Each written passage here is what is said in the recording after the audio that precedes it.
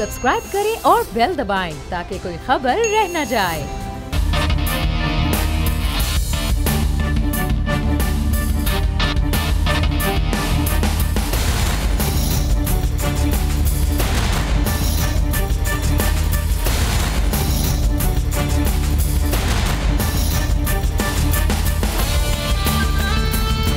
अस्सलामुअलैकुम। Special report with Mudassar Iqbal के साथ हाजिर खिदमत है। नाजरीन, इलेक्शन कमीशन का मामला लग रहा था आज से 2 महीने पहले के मामला ये शायद लटकते हुए नज़र आएंगे, क्योंकि जो मेंबरान हैं उनकी तादाद पूरी नहीं हो रही। उससे पहले अगर आप जून की बात करें तो उस वक्त ये सूरत हाल पहले से ही इंडिकेट की जा रही थी कि 2 मेंबरान फौरी तौर पर उनकी तैनाती हो जाएगी, वरना आइनी बहरान पैदा हो सकता है इलेक्शन कमीशन के हवाले से, क्योंकि दिसंबर में चीफ इलेक्शन कमिश्नर अपनी मुद्दत पूरी करके रिटायर हो रहे हैं। अब देखना यह है कि सारे अमल के अंदर अपोजिशन और हुकूमत क्या करती है। फिर दिसंबर अब आ गया है और इस दिसंबर में फैसला नहीं हो पाया। हुकूमत और अपोजिशन की पार्लिमानी कमेटी भी बैठी, लेकिन उसमें भी इत्तफाक राय नहीं हुआ।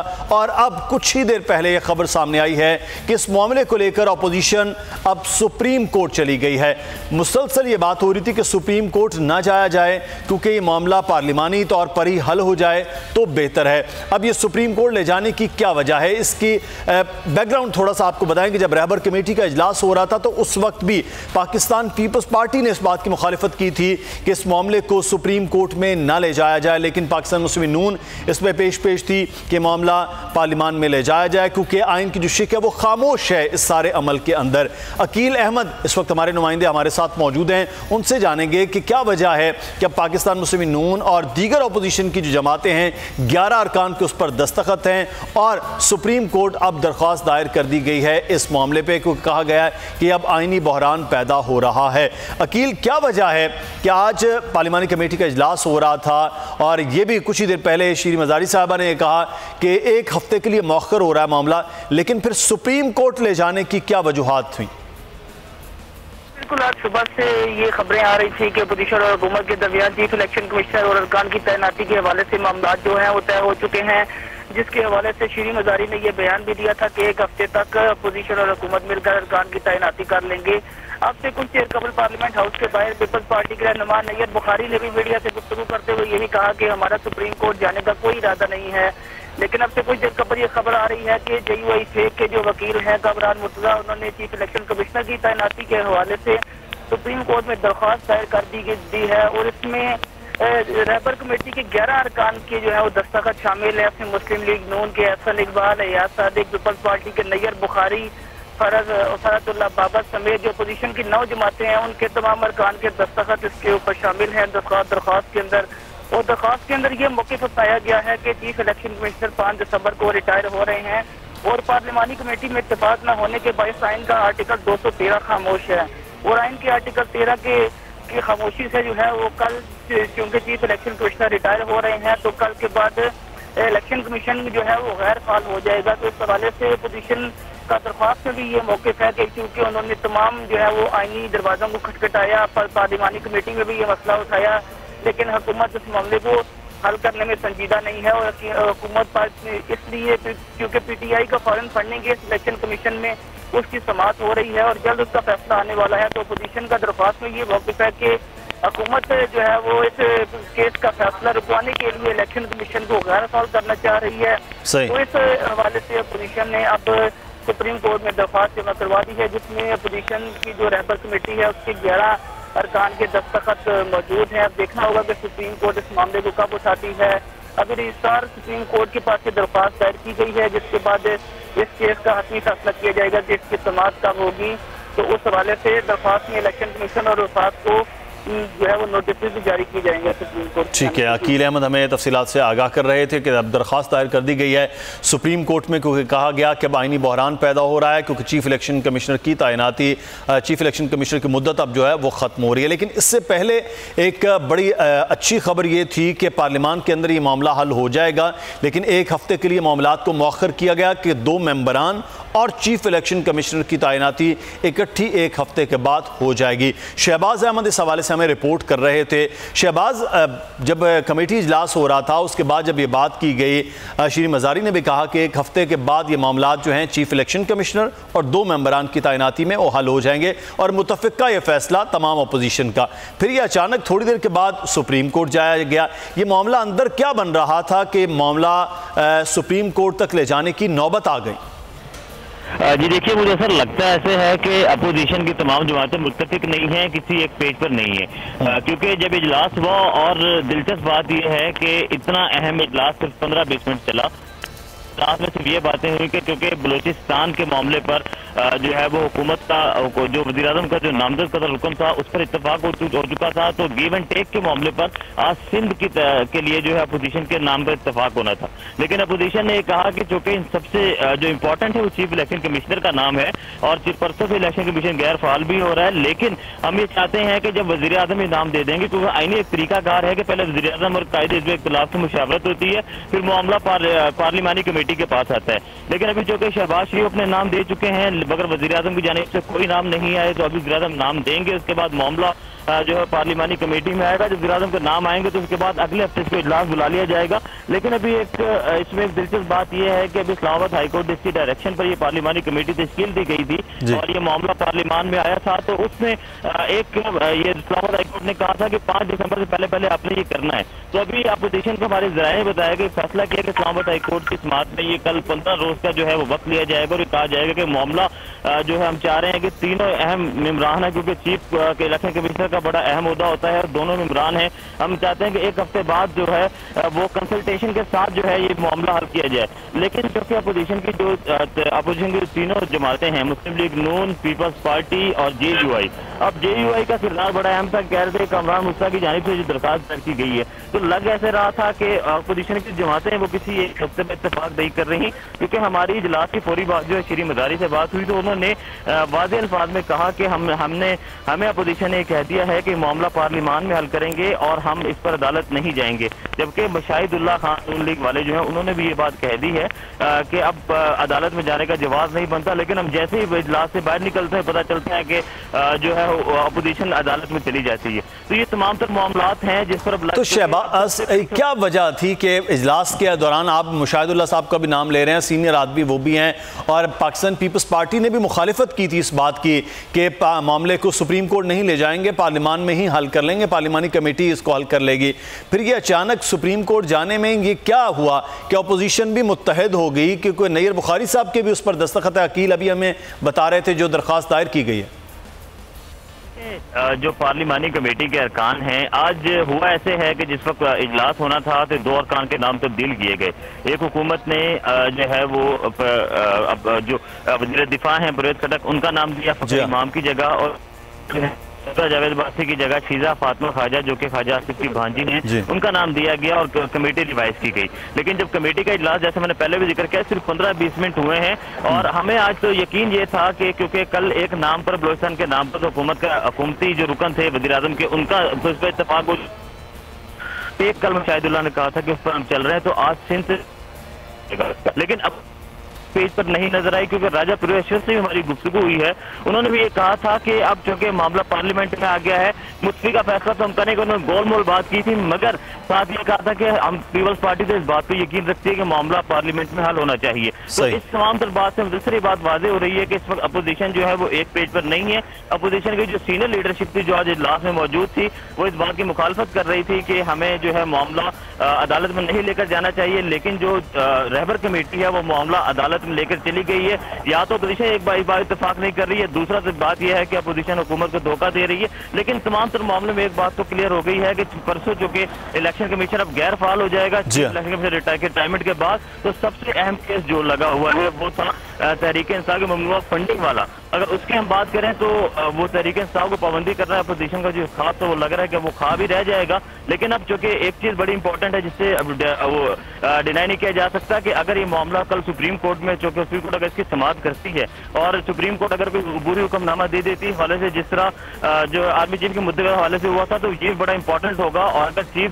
और सुप्रीम कोर्ट ये कह देती है कि जब तक कोई फैसला नहीं होता तो जो चीफ इलेक्शन कमिश्नर हैं वो काम कर सकते हैं। तो अब एक उम्मीद बाकी रह गई है कि कल सुप्रीम कोर्ट पे सबकी नजरें हैं, कल इस केस का क्या होना है। बहरहाल परसों इलेक्शन कमीशन जो है वो गैर फाल हो जाएगा। ठीक है, शहबाज अहमद हमें तफसीलात से आगाह कर रहे थे। मामला देख रहे हैं कि क्या है, क्योंकि एक हफ्ते की जब बात हो रही थी कमेटी की जानिब से, तो फिर तो ये क्लियर था कि परसों से गैर फाल हो जाएगा इलेक्शन कमीशन। लेकिन इस सारे दर फौरी तौर पर अपोजिशन की जो रहबर कमेटी है उन्होंने फैसला किया और कामरान मुर्तज़ा जो सीनियर कानूनदान है, जमीयत उलमा इस्लाम फ़िक़्ह रहनुमा, भी उन्होंने सुप्रीम कोर्ट में दरख्वास्त दायर कर दी जिसमें अपोजिशन जमातों के 9 मेंबरान के दस्तखत भी मौजूद हैं। अब सुप्रीम कोर्ट इस हवाले से क्या फैसला देती है, अब ये बड़ा इंपॉर्टेंट हो गया है, क्योंकि इलेक्शन कमीशन के अंदर कुछ फॉरेन फंडिंग और ममनुआ फंडिंग के केसेस भी चल रहे हैं। लेकिन इलेक्शन कमीशन के गैर फाल होने से क्या नुकसान हो सकते हैं और क्या मामलात हो सकते हैं, हम बात करेंगे। इस वक्त साबिक सेक्रेटरी इलेक्शन कमीशन कुंवर दिलशाद साहब हमारे साथ मौजूद हैं। कुंवर साहब, बहुत शुक्रिया।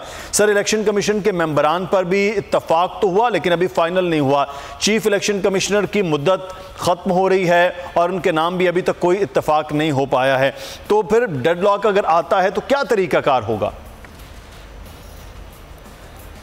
देखा जी, असूली तौर पर मेंबरान इलेक्शन कमीशन की तकर्री के बारे में तो अपोजिशन और गवर्नमेंट जो है वो एक ही पेज पर खड़ी है और वो एक दूसरे के मामले में तय कर रहे हैं। बलूचिस्तान के मेंबर के बारे में हुक्मरान जमात की तरफ से जो नामजदगी की गई थी उस पर इत्तफाक़ राय तकरीबन हो चुका है।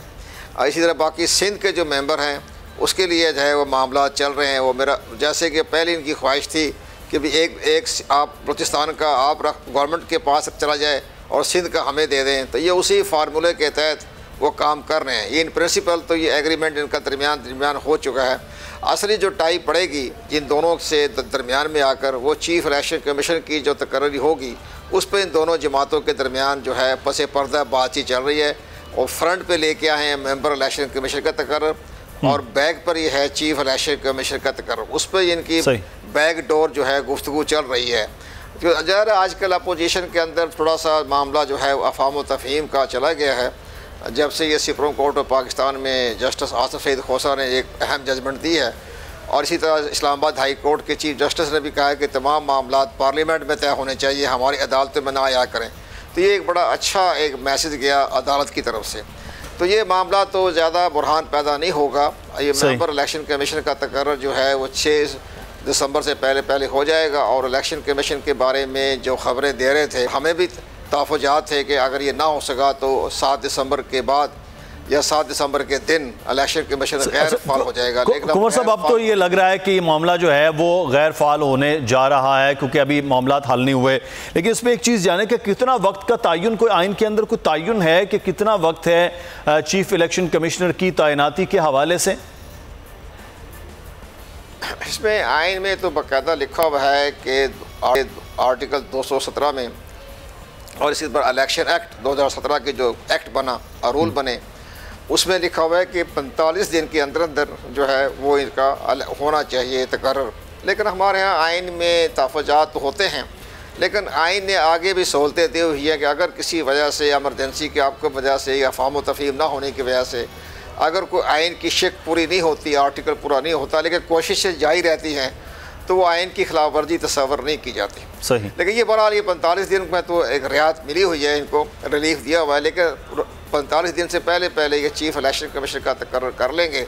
और सबसे बड़ी अहम बात जो तकर्रर करने में जो देर हो रही है या माजी में जो मेंबर इलेक्शन कमीशन का तकर्रर ना हो सका उसकी वजूहत यही थी कि चूँकि वो तहरीक इंसाफ का केस चल रहा था फॉरेन फंडिंग के बारे में, तो गवर्नमेंट का भी थोड़ा सा झुकाव यही था कि वो ऐसे मेंबर आएँ कि जिनकी सोच जो है वो मौजूदा सेटअप से मुख्तलिफ हो।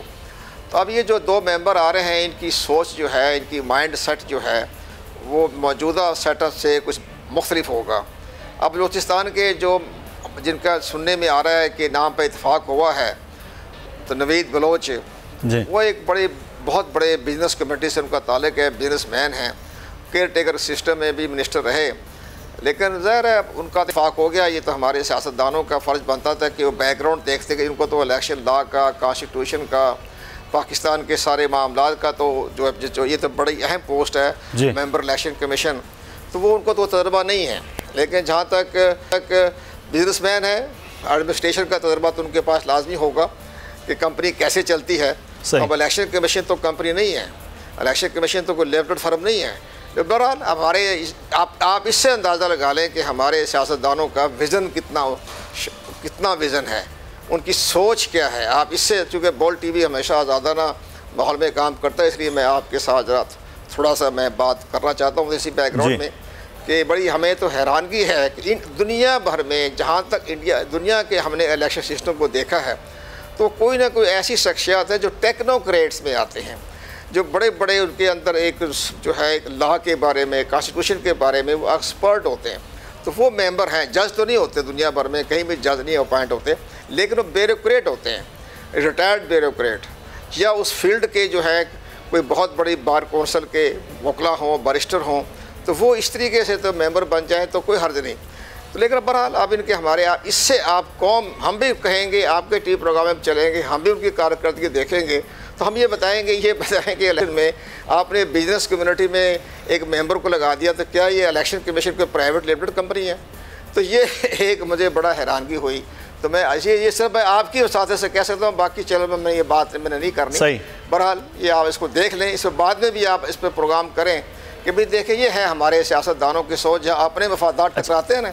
सही। अच्छा, इसमें सवाल एक बनता है, इसमें सवाल एक बनता है कि इसमें कोई कदगन है या नहीं। हम अच्छा कुंवर दिलशाद साहब, एक यहाँ पर जो आपने बात की है कि उन पर एतराज़ होना चाहिए था, बात होनी चाहिए, लेकिन सर किसी किस्म की कोई आईनी कदगन तो नहीं है कि सिर्फ ब्यूरोक्रेट ही यहाँ पर आकर काम करे। पाकिस्तान में तो खैर रिटायर्ड जजेस भी काम करते हैं, तो अगर कोई बिजनेस कम्युनिटी या किसी और कम्युनिटी से भी मेंबर के तौर पर आता है तो आईनी तौर पर तो कोई कदगन नहीं है। नहीं, आईनी तौर पर कदम नहीं है, लेकिन एक विजडम तो होता है ना। जब विजडम होता है ना कि आपने इस इदारे में लगाना है, ठीक है, आइन ने तो एक फ्री हैंड दे दिया, लेकिन आइन में भी ये लिखा हुआ है 22वीं अमेंडमेंट में जब ये ओपन किया गया, पहले होता था प्योर जजेस, रिटायर्ड जजेस जी लाजमी तौर पर, लेकिन जब 22वीं अमेंडमेंट में जब ये आर्टिकल में तब्दीली की, चेंज किया उन्होंने या तरमीम की, तो वहाँ उन्होंने लिखा कि टेक्नोक्रेट्स जो हैं, ब्यूरोक्रेट, टेक्नोक्रेट्स जो है वो जो मामले को समझता हूँ, तो टेक्नोक्रेट्स का लफ्ज़ तो उन्होंने इस्तेमाल किया है।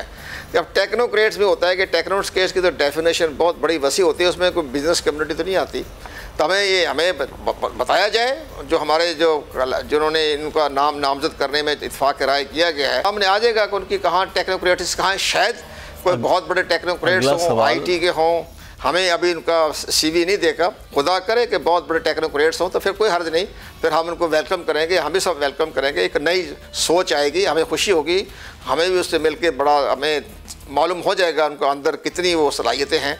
वो तो जो टेक्नोक्रेट्स की तो ठीक है, लेकिन मुमकिन है हमारे नॉलेज में टेक्नोक्रेट्स का शोभा अभी ना आया हो, लेकिन फ़र्ज़ बनता था कि जब नाम आया था तो बाकायदा थोड़ा सा उनका एक CV दे देते कि भाई इनके अंदर ये इनका टेक्नोक्रेट्स तजर्बा है। बाकी जजों के बारे में तो टैक्स ना दें तो वो कोई फ़र्क नहीं पड़ता, लेकिन बहरहाल खैर जो भी होगा हम जब सामने आएंगे देख लेंगे। आइन में इस चीज़ की बिल्कुल ठीक है। आप देख रहे हैं कि अपोजिशन अब अभी तो खैर इत्तफाक सिर्फ ज़बानी कलामी वाला मामला है, अभी तक क्लियर नहीं हुआ है कि दोनों सिंध और बलूचिस्तान के मेंबर्स के हवाले से अपोजिशन अब बैठेगी। एक जानिब ये कहा गया कि 1 हफ्ता, दूसरी जानिब अब सुप्रीम कोर्ट में ले जाई गई है अपोजिशन की जानिब से दरख्वास्त। इस सारे आइनी बहरान के बाद क्या सूरत हाल होगी, एक अहम मामला फॉरेन फंडिंग केस के हवाले से भी अब पैदा हो रहा है, क्योंकि सबसे अहम और इम्पॉर्टेंट और सबसे आगे जो मुकदमा चल रहा है वो पाकिस्तान तहरीक इंसाफ की ममनुआ फंडिंग के हवाले से है। उसके बाद पाकिस्तान पीपल्स पार्टी और पाकिस्तान मुस्लिम नून के भी खिलाफ दरख्वास्तें आई PTI की जानिब से, और उनसे अब बातचीत भी हो रही है स्क्रूटनी कमेटी के इजलास में, वो भी अब आ रहे हैं। अब अगले आने वाले दिनों में देखा जाएगा कि ये क्या दोनों तीनों जमातों की जो दरख्वास्तें हैं वो क्या क्लब कर दी जाती हैं या नए मेंबर्स आकर इस चीज़ों को किस तरह से लेकर चलते हैं, ये अब बहरहाल अहम मामला है। लेकिन एक चीज़ है कि क्या ये फॉरेन फंडिंग का मामला जिसको अपोजिशन की जानिब से सबसे ज़्यादा उछाला गया और ये भी बात की गई फॉरेन फंडिंग के हवाले से कि शायद इससे जमातों का मुस्तकबिल ही ख़त्म हो सकता है, ख़ासतौर पर पाकिस्तान तहरीक इंसाफ के। तो अब ये आने वाले दिनों में देखा जाएगा जब सुप्रीम कोर्ट के हवाले से वो क्या होगा। हम एक ब्रेक लेना है, ब्रेक के बाद वापस आएंगे और कराची में जो अफसोसनाक वाक़या पेश आया एक लड़की के अगवा का, दुआ मंगी के, पुलिस ने अब तक क्या कार्रवाई की है। इतने ज़्यादा CCTV फुटेजेस भी मिल गई, मोबाइल के डाटास भी हैं, उनके दोस्तों से भी पूछगिछ हुई है, उसके बाद पुलिस अब तक कहाँ पर पहुँची है, हम इस पर बात करेंगे। और साबिक सदर जनरल रिटायर्ड परवेज़ मुशर्रफ की एक वीडियो इस वक्त बड़ी वायरल है और उसके ऊपर भी तबसरा करेंगे कि क्या मामलात हैं और अब वो अपने हवाले से क्या कह रहे हैं, क्योंकि उन पर संगीन गद्दारी का केस भी पाकिस्तान में चल रहा है। ब्रेक लेते हैं ना।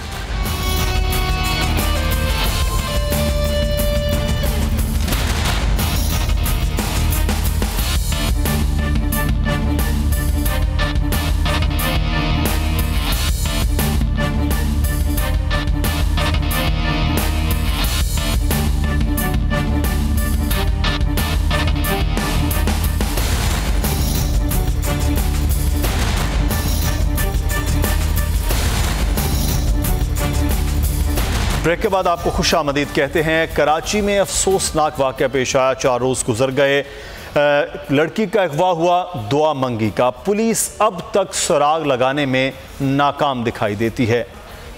तमाम तर फुटेजेस भी मिल गई, गाड़ी के भी अता पता बताया गया, पूरे जो मोबाइल्स के डाटास हैं उनके बारे में भी पुलिस ये बता रही कि वो भी हासिल कर लिए गए हैं, लेकिन अभी तक किसी नतीजे तो बहुत दूर, अभी किसी सिरे को भी बेहतर तरीके से पकड़ते हुए नज़र नहीं आ रहे। और उनके अहले खाना शदीद परेशान हैं, उनकी बहनें, उनके वालिदैन, उनके अजीज़ व अकारिब वो एहतजाज भी करते हुए दो तलवार पर हमें गुज़श्ता रोज़ नज़र आए। मुख्तलिफ लोग पहुँचे, सियासी माहिदीन भी, लेकिन क्या वजह है कि कराची जैसे एक बड़े शहर के अंदर इस तरह से एक पॉश इलाके से अगवा किसी का हो जाए और उसके बाद उसका सुराग लगाने में भी पुलिस नाकाम रही हो। नदीम अहमद इस वक्त हमारे क्राइम रिपोर्टर हमारे साथ मौजूद हैं। नदीम, क्या वजह है इसमें? ऐसे लग रहा था कि जिस तरह से चीज़ें कनेक्ट हो रही हैं, चाहे वो CCTV फुटेजेस हैं, चाहे वो गाड़ी है, चाहे वो बाकी चीज़ें हैं, या जियो फेंसिंग है, उसके तरीके से भी पकड़ा जा सकता है, लेकिन 4 दिन में कुछ सिरा पकड़ा है पुलिस ने, किसी नतीजे पर तो शायद बाद में पहुँचे। जी हाँ मुदस्सिर, मैं पहले तो आपको आगाह करूं कि ये कोई पहला वाक़या नहीं है। रवां साल ही एक और अफसोसनाक वाक़या इससे कबल भी पेश आया था, बिस्मा का अगवा जो है हमने देखा था, जो कि गिजरी सेम पुलिस स्टेशन की जुरिडिक्शन से हुआ और फिर उसके वर्सा ने एक भारी तावान की रकम की अदायगी के बाद बिस्मा को जो है वो अगवाकारों से वापस आज़ाद कराया था। तो ये भी कमोबेश एक इसी किस्म का केस है। अब तक 3 रोज़ गुजर चुके हैं, किसी किस्म का पुलिस कोई सुराग नहीं लगा की है। इब्तदाई तौर पर इस किस्म के खदशात का इजहार किया जा रहा था कि मुमकिन तौर पर दुआ का जो कि साबका मंगेतर बताया जाता था, एक मुजफ्फर नामी शख्स का जो है वो सस्पेक्टेड जिक्र हमने सुना था तफ्तीशी हुकाम की जानिब से, मगर अब तक यही वाज़े नहीं हो सका कि आया मुजफ्फर कराची आया है या उसका कोई ट्रेड हासिल किया जा सका हो। तो इस हवाले से भी तफ्तीशकारों को कोई अहम कामयाबी हासिल नहीं हो सकी है। साथ ही साथ मैं ये भी बताता चलूँ कि कई CCTV कैमरास की फुटेजेस हासिल की गई हैं। कमोबेश 22 से ज़ायद अफराद के बयानात कलमबंद किए गए हैं, जिसमें दुआ की बहन भी शामिल है, हारिस के दीगर दोस्त भी शामिल हैं। तो कई लोगों के बयानात कलमबंद करने के बावजूद भी अब तक पुलिस खासियत तक हमें इस केस के अंदर ब्लाइंड नज़र आती है। अच्छा, मैं क्योंकि आप क्राइम को बीट करते हैं, आप चीज़ों को बेहतर तौर पर समझते भी, हमारे नाज़रीन के लिए, हमारे समझने के लिए कि ऐसे पॉश एरियाज़ में CCTV भी ज़्यादा होते हैं और उसके साथ साथ जियो फेंसिंग का भी एक मामला है कि कौन किस तरफ है। वो गाड़ी के अंदर जाता हुआ और फिर गाड़ी की मुख्तलिफ फुटेजेस भी चलती हुई मीडिया पे भी देखी गई, पुलिस उसको ज़्यादा क्लियरली भी देख रही है। तो क्या वजह है कि वो गाड़ी कहीं गायब हो गई है, तो उस पूरे एरिया की जियो फेंसिंग करते हुए भी पुलिस को कोई मदद हासिल नहीं हो पा रही है? कहाँ पे इशू आ रहा है पुलिस को इस एरिया में? जी हाँ, जियो फेंसिंग का भी सिलसिला शुरू किया गया है। कमोबेश 3 टावर्स का जो है वो डाटा हासिल किया गया है, जिसमें 6000 से ज़ायद कॉल डाटास को जो है वो अब स्क्रूटनाइज किया जा रहा है। और साथ ही साथ मैं ये भी बताऊँ कि हारिस जो इस वाक़े में ज़ख्मी हुआ था गोली लगने से, मुमकिन तौर पर आज पुलिस उसका बंद करने के लिए अस्पताल में उससे रुजू करेगी, चूँकि गुज़िश्ता रोज़ हमने देखा कि उसे एमरजेंसी वार्ड से अब जो है वो जनरल वार्ड में मुंतकिल कर दिया गया है, तो उसकी आहिस्ता आहिस्ता बतदरीज हालत में बेहतरी आती जा रही है। उसका बयान कलमबंद करने के बाद देखा जा सकता है मुमकिन है कि पुलिस को कोई सिरा मिल जाए कि आया अब तक के क्या जो है वो ये किस डायरेक्शन के अंदर उन्हें मज़ीद तफ्तीश करनी है। अब तक तो इस हवाले से कोई रैंसम कॉल दुआ के अहल खाना को मौसूल नहीं हुई। गुज़िश्ता रोज़ भी हमने देखा कि उनके अहल खाना की जानिब से प्रोटेस्ट भी किया गया।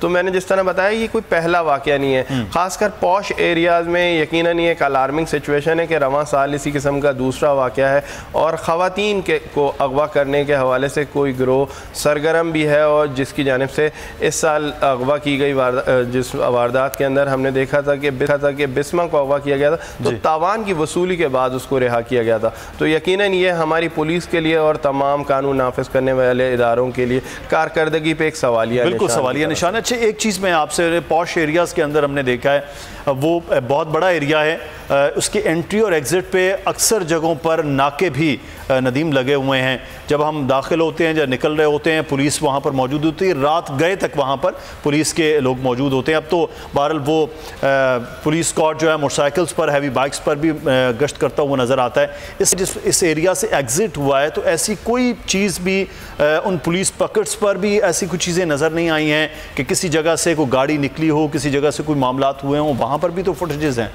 जी हाँ, फुटेजेस मैंने जिस तरह बताया कि 1 दर्जन से ज़ायद CCTV कैमरास की फुटेजेस हासिल की गई हैं।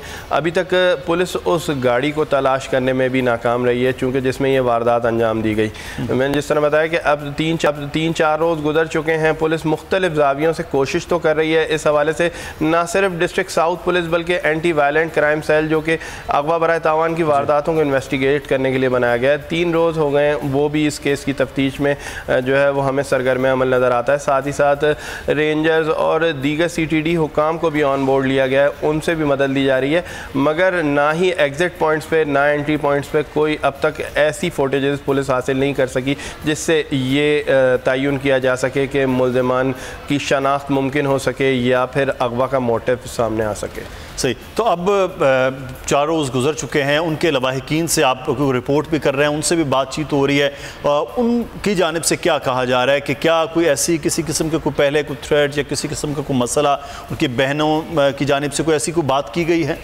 जी, इब्तदाई तौर पर तो जिस तरह से ये हमने सुना भी था कि दुआ के अहल खाना की जानिब से खदशा ज़ाहिर किए गए थे। मुजफ्फर नामी शख्स के ऊपर एक शक का शुबा ज़ाहिर किया गया था जो कि साबका मंगेतर बताया जाता है दुआ का। उस हवाले से भी जो है वो पुलिस ने इन्वेस्टिगेट किया, मगर अब तक कोई खातिर ख्वाह, मैंने जिस तरह बताया कि मुजफ्फर की कराची में मौजूदगी या ट्रैवलिंग रिकॉर्ड के हवाले से ही पुलिस को कोई ऐसी अहम पेशरफ्त या कोई खातिर ख्वाह कामयाबी हासिल नहीं हुई जिसकी बिना के ऊपर वो अपनी तफ्तीश को आगे बढ़ा सकें। तो इम्कान है कि मुमकिन तौर पर आज हारिस का बयान रिकॉर्ड कर लिया जाए, के बाद हो सकता है कि पुलिस इसके तफ्तीशी ज़ावियों की डायरेक्शन चेंज करे तो मुमकिन है कि कोई खातिर ख्वाह शायद कामयाबी हासिल। बिल्कुल सही, अब हारिस का भी बयान होगा और हारिस के बयान के बाद भी देखते हैं कि डायरेक्शन पुलिस की किस जानिब जाती है, लेकिन अभी तक पुलिस किसी भी तरह का सुराग लगाने में नाकाम है। बहुत शुक्रिया नदीम अहमद, हमारे क्राइम रिपोर्टर हमारे साथ मौजूद थे। अब देख रहे हैं ये कि कराची सिंध पुलिस के लिए एक बड़ा केस भी है, टास्क भी है, वो किस तरह से इस पर पूरा उतरते हैं। एक और खबर जो कल सोशल मीडिया की बड़ी जीनत रही है और वो है साबिक सदर जनरल रिटायर्ड परवेज मुशर्रफ के हवाले से। वो इस वक्त अलील हैं, दुबई के अस्पताल में इस वक्त ज़ेरे इलाज हैं और अपने केसेस के हवाले से और अपनी हालत के हवाले से उन्होंने क्या कहा है, पहले आपको वो वीडियो दिखाते हैं, फिर इस पर बात होगी। हवाले होता रहा हूँ मैं और अभी भी यही हालत है। तबीयत तो बहुत ख़राब है, शुरू से ख़राब है और मैं यहाँ हॉस्पिटल में आता जाता रहा हूँ, यहाँ डॉक्टर के हवाले होता रहा हूँ मैं और अभी भी यही हालत है। आज सुबह मुझे डिजीनेस हुई और मैं ब्लैकआउट हो गया, मुझे फिर उठाकर यहाँ ले आए हैं, मुझे नहीं मालूम कि कैसे मैं उसके बाद क्या हुआ है। ये केस मेरी नज़र में बिल्कुल बेबुनियाद है, क्योंकि मैं तो गद्दारी छोड़े, मैंने तो इस मुल्क के लिए बहुत खिदमत सर अंजाम दिए हैं, जंगें लड़ा हुआ हूँ मैं और मुल्क की खिदमत मैंने 10 साल की है, तो इसलिए मैं समझता हूँ बेबुनियाद है।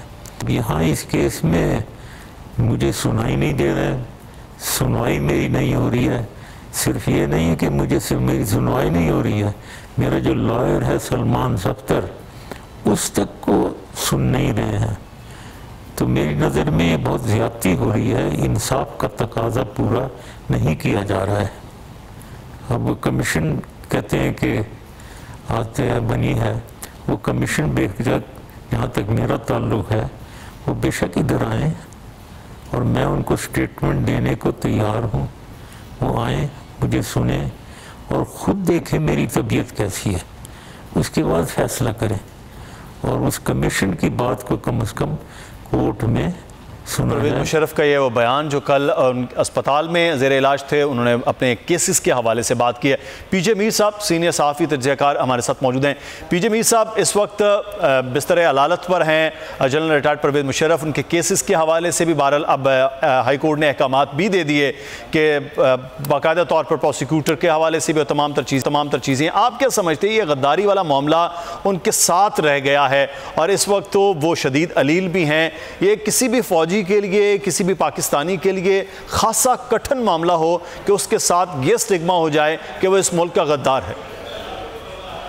ये इसको अंग्रेजी में अगर मैं इतना ही कि this is the biggest rubbish of all times, कि आप एक ऐसे शख्स को अभी मैं इनके साथ काफी बाहर रहा हूँ और ये जहाँ भी गए इन्होंने पाकिस्तान का केस ऐसे लड़ा है कि मैं समझता हूँ कि किसी ना प्राइम मिनिस्टर ने ना किसी प्रेसिडेंट ने इतना किया होगा जितना इन्होंने बाहर रह के किया है। और अंदर पाकिस्तान के आपने देख ही लिया कि क्या किस किस्म की उन्होंने बातें की हैं। ये तो मैंने आपके शायद आपकी प्रोग्राम में पहले कहा था कि एक दफा इन्होंने खुद मैंने एक सीनियर जज को कह दिया था रेडी टू कम बैक। उन्होंने कहा ये आएंगे, मैंने कहा जी बिल्कुल आएंगे ऑन द कंडीशन कि ये अरेस्ट नहीं होंगे, ये इनकी मूवमेंट पर कोई असर नहीं होगा और जब इलाज के लिए जाना चाहे इनको आप जाने देंगे और सिक्योरिटी देंगे। तो उन्होंने मुझे कहा अच्छा मैं सोचूंगा। अब ये इतना कह के इनसे मेरी बात हुई, इन्होंने कहा बिल्कुल I am ready to come, proviso ये जो मेरे कंडीशंस है इसको पूरा करें, सिंपल एज दैट। और इसमें कोई बड़ी बात नहीं थी। लेकिन जैसे इन्होंने कहा कि ये आप इसको आगे लेके चल रहे हैं और ये मैं आपको बताऊं खुदा की कसम, ये जनरल कॉलिन पावल जैसे इंसान ने कहा कि यार ये इतना बड़ा पेट्रियट है और आप इसके साथ क्या कर रहे हो। बिल्कुल, ये अब देखना भी है अदालतों के हवाले से भी और हुकूमत को भी जो दरख्वास्त थी, अब देख रहे हैं कि साबिक सदर जनरल रिटायर्ड परवेज़ मुशर्रफ के हवाले से क्या फ़ैसला सामने आता है, क्योंकि उन पर संगीन गद्दारी का इस वक्त केस भी है। बहुत शुक्रिया पीजे मीर साहब सीनियर सहाफ़ी हमारे साथ मौजूद थे और प्रोग्राम से मुदस्सर इकबाल को इजाज़त दीजिए। कल फिर हाजिर होंगे। अल्लाह हाफ़िज़।